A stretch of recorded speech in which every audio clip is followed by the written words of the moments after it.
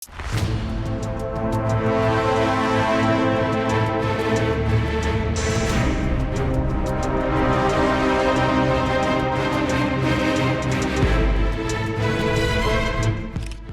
दोस्तों, मैं हूं आपका दोस्त विजय विद्रोही। आप देख रहे हैं अनकट। तो अशोक गहलोत का पर्चा दाखिल करना तय है और कांग्रेस का नया अध्यक्ष बनना भी तय है। परोक्ष अपरोक्ष रूप से उन्हें सोनिया गांधी और राहुल गांधी का समर्थन भी हासिल है। चाहे उनके खिलाफ शशि थरूर आते हैं या फिर कमलनाथ आते हैं या मनीष तिवारी आते हैं या दिग्विजय सिंह आते हैं, उनकी जीत तय है। तो हम मानकर चलते हैं कि अशोक गहलोत कांग्रेस के नए अध्यक्ष होंगे। तो ऐसे में 5 बड़ी चुनौतियां उनके पास क्या होंगी। सबसे बड़ी चुनौती तो यही होगी, मुल्ला की दौड़ मस्जिद तक, कि सचिन पायलट मुख्यमंत्री नहीं बन पाए राजस्थान का, और उनके चुने हुए जो हैं लोग, चाहे वो सीपी जोशी हो जो विधानसभा का अध्यक्ष हैं, चाहे बीडी कल्ला हो जो इस समय शिक्षा मंत्री हैं, या फिर कोई और शांति धारीवाल जो शहरी विकास मंत्री है, कोई भी बन जाए लेकिन सचिन पायलट नहीं बने, ये एक बड़ी चुनौती होगी।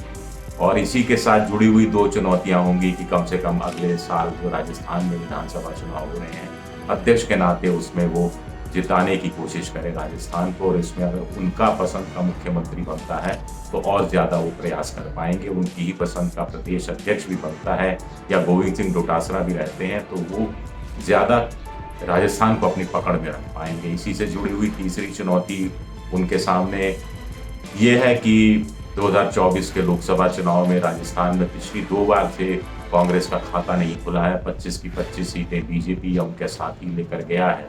तो ऐसे में कम से कम खाता तो खुले।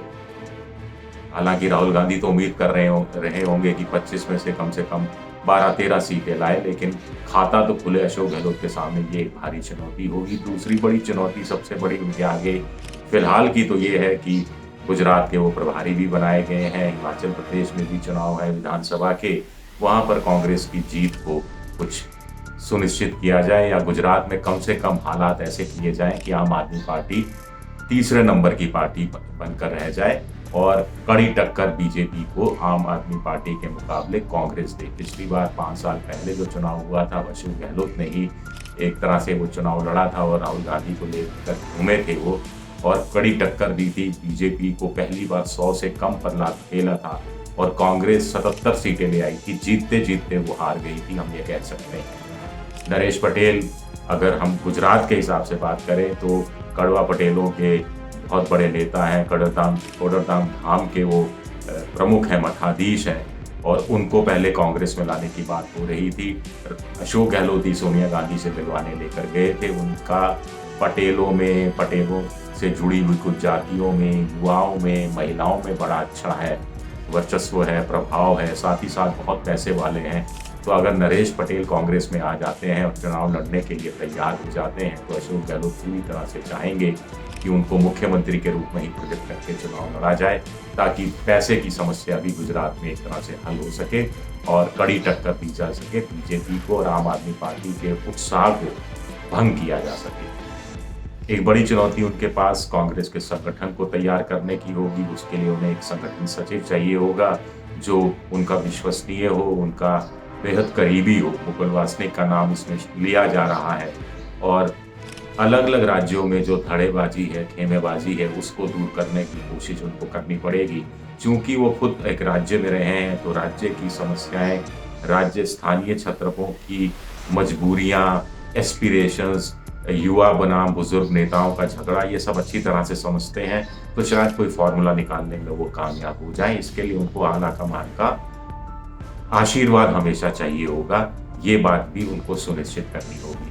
एक चुनौती और है कि नीतीश कुमार के साथ मिलकर वो कैसे काम करते हैं, क्योंकि नीतीश कुमार ने संकेत दिए हैं कि वो विपक्ष को एक करना चाहते हैं। राहुल गांधी ने भी संकेत दिए हैं कि विपक्ष को एक साथ लेकर चुनाव लड़ना चाहती है कांग्रेस, और मोदी को 2024 में हराना चाहती है। तो इसमें समन्वय बनाना नीतीश कुमार के साथ खास तौर से, ये अशोक गहलोत के सामने एक बड़ी चुनौती रहेगी। स्वाभाविक है, ममता बनर्जी का भी खट्टा मीठा संबंध है, और अशोक गहलोत जब NSUI में या युवा कांग्रेस में हुआ करते थे और ममता बनर्जी भी तब उन्हीं के साथ हुआ करती थी युवा मोर्चे में, तो तब से उनका एक तरह से साथ है, दोस्ती है। उस दोस्ती को सियासी रूप से परवान चढ़ाने की कोशिश होगी।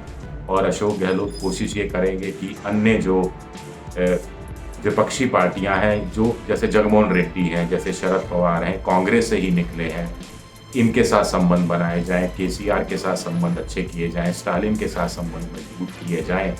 और सबसे बड़ी बात है कि यूपी में अखिलेश यादव के साथ और मायावती के साथ मिलकर कोई फ्रंट बनाने की कोशिश होती है या नहीं, इस तरफ भी इसकी गुंजाइश भी देखनी पड़ेगी। हालांकि वहां पर प्रियंका गांधी का उत्तर प्रदेश में दखल है और अशोक गहलोत के सामने एक बड़ी चुनौती होगी कि कैसे वो विपक्षी दलों को भी साथ लेकर चल सकते हैं। कांग्रेस के कार्यकर्ताओं में उत्साह भरना, कांग्रेस के नेताओं में उत्साह भरना, सड़क से संसद तक की राजनीति करना, ये अशोक गहलोत के लिए एक बड़ी चुनौती होगी।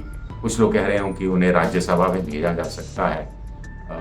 पता नहीं उन्हें राज्यसभा में भेजा जाएगा या बिना किसी पद के ही वो ये काम करते रहेंगे। कांग्रेस अध्यक्ष का पद तो खैर मिलेगा ही, और ये देखना अपने आप में दिलचस्प होगा। इसी के साथ साथ एक बड़ी चुनौती होगी राहुल गांधी की छवि को चमकाने की। राहुल गांधी जनेऊ पहनते हैं, मंदिर मंदिर जाते हैं। ये 5 साल पहले उन्होंने गुजरात चुनाव में सिद्ध किया था और राहुल गांधी की छवि को बदलने में एक भारी भूमिका निभाई थी। ता से दंगा का नाम नहीं लिया था, माँ से मुसलमान, बहुत कम संख्या में सिंबॉलिक उन्होंने टिकट दिए थे और इसका असर भी गुजरात में सियासी रूप से अशोक गहलोत को, राहुल गांधी को और कांग्रेस को हुआ था। तो उस दिशा में कितना आगे बढ़ेंगे। आला कमान के साथ तो संबंध अच्छे बनाकर रखने ही पड़ेंगे उनको, सोनिया गांधी हो, प्रियंका गांधी हो या राहुल गांधी हो, क्योंकि पर्दे के पीछे तो वीटो पावर का इस्तेमाल ये लोग कब कर दें कोई भरोसा नहीं। और ऐसे में अशोक गहलोत को पुराना जादू दिखाना पड़ेगा। एक बार अशोक गहलोत ने मुझसे ही बातचीत में कहा था कि जब वो राजीव गांधी से मिलने जाया करते थे तो ये प्रियंका गांधी और राहुल गांधी छोटे छोटे हुआ करते थे और मुलाकात के लिए जब समय रहता था मुलाकात होने में, तो ये दोनों उनके पास जादूगर अंकल कहकर आ जाते थे और उनको वो जादू दिखाया करते थे। तो अब सियासी जादू दिखाने का वक्त है और सियासी जादू के जरिए कार्यकर्ताओं में उत्साह जगाने का वक्त है, नेताओं में उत्साह जगाने का वक्त है और साथ ही साथ जनता में ये विश्वास दिलाने का वक्त है। सबसे बड़ी बात है कि राहुल गांधी किसी गैर गांधी नेहरू परिवार के नेता को अध्यक्ष इसलिए बना रहे हैं ताकि जो परिवारवाद का आरोप है वो उन पर से हट सके, गांधी नेहरू परिवार से, कांग्रेस के ऊपर से हट सके। तो इसको भी नैरेटिव को सेट करने में अशोक गहलोत को बड़ी जिम्मेदारी उठानी पड़ेगी। अशोक गहलोत वैसे बहुत तेज बयानों के लिए, आक्रामक बयानों के लिए जाने जाते हैं और वो तथ्यों के अनुसार चलते हैं, फैक्ट्स के अनुसार बात करते हैं और थोड़े विटी भी हैं। ऐसा नहीं है बहुत वीर गंभीर कुछ लोग कहते हैं, लेकिन विटी भी हैं। हाँ, कुछ लोग कहते हैं कि भाषण कला में वो माहिर नहीं है, शब्द कुछ पचा जाते हैं और कुछ चीज़ें वो स्पष्ट नहीं कर पाते। तो अब अध्यक्ष के नाते तो भाषण भी बहुत देने पड़ेंगे, राज्यों में भी जाना पड़ेगा, तो उस हिसाब से भी उनको अपनी तैयारी करनी पड़ेगी, ऐसा भी कहा जा रहा है। शुक्रिया आप सबका, बहुत बहुत शुक्रिया।